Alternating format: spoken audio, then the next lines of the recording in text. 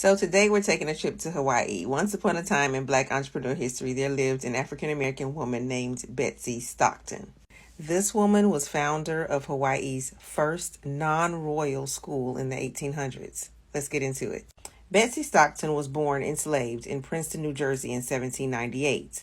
She was enslaved to the family of Robert Stockton, Esquire, and then she was later given to work for his daughter, Elizabeth Stockton. Now, it was Elizabeth Stockton who did not mind BETSEY Stockton learning how to read. However, it was Elizabeth's husband, Reverend Dr. Ashbel Green, who objected. Despite his objections, BETSEY Stockton still learned how to read, and it was his sons who tutored her.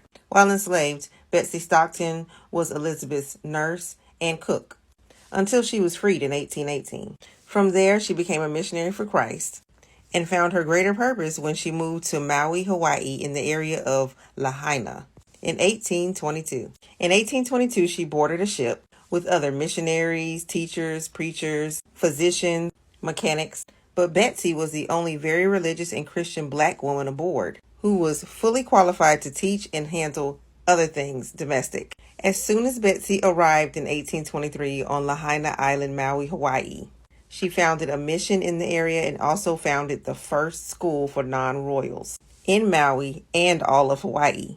Now, before BETSEY Stockton founded her school, it was only those who were of royal heredity that were able to be educated.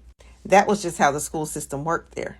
And this is exactly why BETSEY Stockton was so driven to create a school for non-royals. She herself knew exactly what it was like to be overlooked and discredited simply because she was common. After founding that school in Hawaii, BETSEY soon found herself in Canada, and it was in Canada that she opened another school. This particular school was for the native population, the indigenous people. And it wasn't just one school, it was multiple schools. Now, remember how I said she was also a domestic nurse? This didn't stop. She continued to perform as a domestic nurse, having saved the life of a Mr. Stewart, a missionary. And he is documented as saying that he would prefer her care over all else. BETSEY Stockton died in Princeton, New Jersey in 1865. And on her tombstone, she's remembered as an African woman who was born into slavery, who became fitted with education and divine grace, a popular and able principal of Philadelphia Public Schools, and Princeton honored, as well as beloved by a large circle of Christian friends. I forgot to mention that, huh? She managed a school for children and infants before going to Canada.